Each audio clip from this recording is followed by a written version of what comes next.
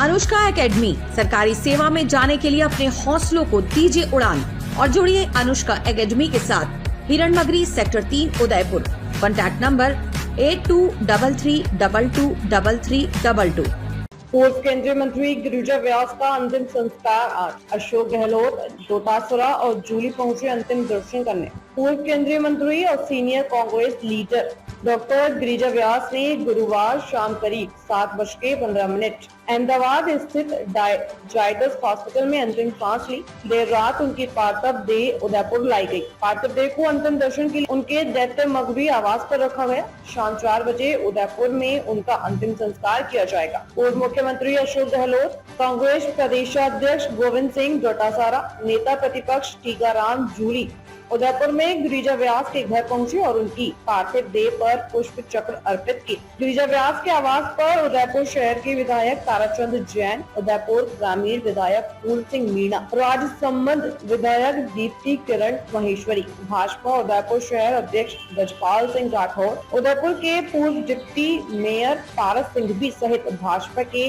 और कांग्रेस के कई नेता पहुँचे। उदयपुर के सांसद डॉक्टर मन्नालाल रावत ने गिरिजा व्यास के घर पहुँचकर उनके अंतिम दर्शन कर पार्थिव देह पर पुष्प अर्पित किए। डॉक्टर मन्नालाल रावत ने गिरिजा व्यास के निधन पर इसे राजनीतिक के क्षेत्र में बड़ी क्षति बताया। जनता की सेवा की, पूरा जीवन उन्होंने सामाजिक सेवा में बिताया। उन्होंने विधायक रहते हुए राजस्थान की सरकार में मंत्री रही, केंद्र सरकार में लोकसभा सांसद बनकर के कैबिनेट मंत्री रही, राष्ट्रीय महिला आयोग की अध्यक्ष रही, प्रोफेसर, कवियत्री, ये सब पूरा का पूरा जीवन विभिन्न मंचों के माध्यम से उन्होंने पूरे जीवन पर्यंत कांग्रेस पार्टी की विचारधारा को आगे बढ़ाया। प्रदेश कांग्रेस कमेटी की अध्यक्ष रही। संगठन के मामले में जो उन्होंने लंबी लकीर खींची, मैं समझता हूं कि कोई मिटा नहीं पाया। वास्तव में उन्होंने हमेशा सबको साथ लेते हुए सबका विकास और कांग्रेस पार्टी की विचारधारा को भी उन्होंने मजबूती के साथ में आगे बढ़ाया। आज वो हमारे बीच में नहीं है। बहुत ही दुखद दुर्घटना हुई, हम सबको दुख है। इस दुख की घड़ी में हम सब लोग शोक संतप्त परिवार के साथ में है। ईश्वर उनको दुख सहन करने की क्षमता प्रदान करे और ईश्वर उनकी आत्मा को शांति प्रदान करे। ऐसे दिवस पर हम सब लोग को एक ऊर्जा, एक प्रेरणा उनके जीवन से मिलेगी और कांग्रेस पार्टी को मजबूत करने के साथ साथ सामाजिक और लोगों की सेवा करने में ज्यादा से ज्यादा चीनों पे चलते हुए हम लोग काम।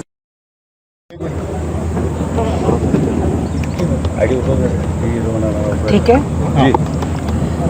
आज हमारे लिए बहुत ही दुखद दिन है। आदरणीय गिरिजा जी व्यास, जिन्होंने एक लंबा राजनीतिक करियर के साथ साथ, मैं ये कहूँगी कि मेरे लिए तो व्यक्तिगत लॉस भी है उनका जाना।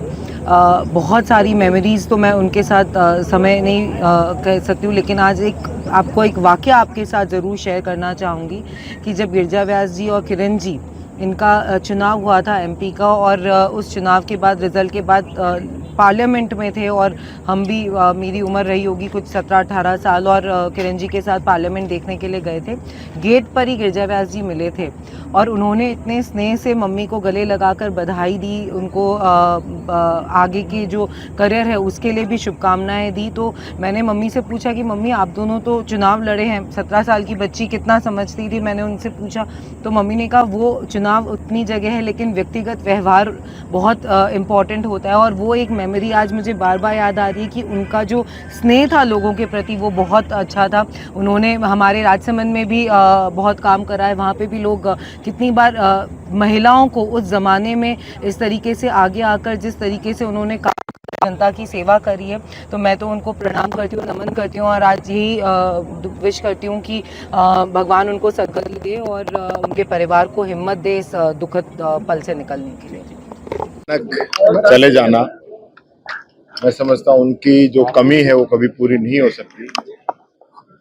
देश की राजनीति के अंदर, राजस्थान की राजनीति के अंदर उनका अपना एक अलग स्थान था। उनकी साफ सुथरी राजनीति और सेवा का जो उनके मन के अंदर जो विचार था, चाहे वो राज्य सरकार हो के अंदर हो, चाहे केंद्र सरकार के अंदर हो, चाहे प्रोफेसर के रूप में और चाहे महिला आयोग के अध्यक्ष के रूप में उनका काम हो, उनका जो काम है वो ऐतिहासिक काम था। आज लोग उनको याद कर रहे हैं।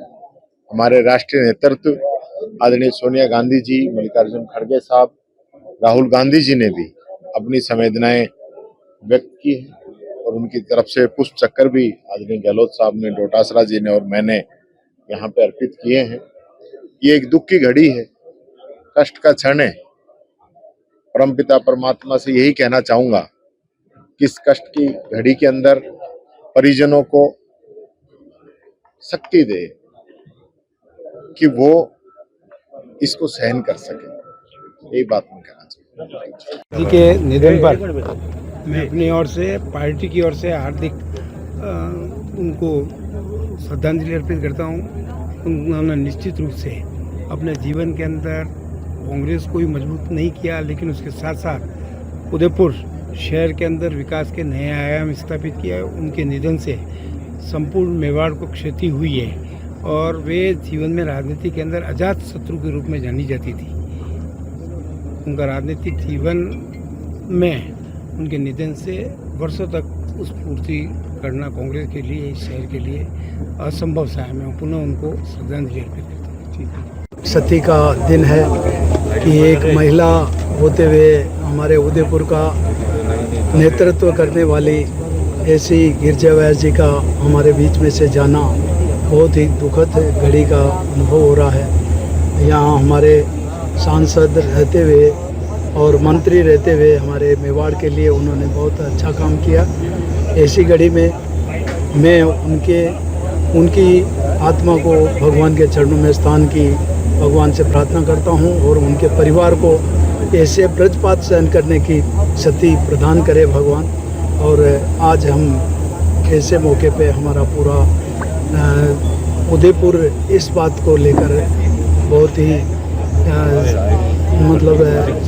दुखी है कि ऐसी नेत्री हमारे बीच में से जाना हमारे समाज के लिए बहुत ही दुखद घड़ी का अनुभव हो रहा है। ऐसे इस घड़ी में मैं सभी को भगवान से प्रार्थना करते हुए परिवार को संबल प्रदान करें। धन्यवाद।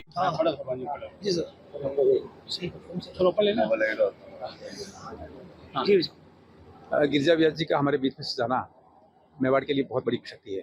ऐसी क्षति मुझे लगता है एक लंबा कालखंड भी उसको पूरा नहीं कर पाएगा।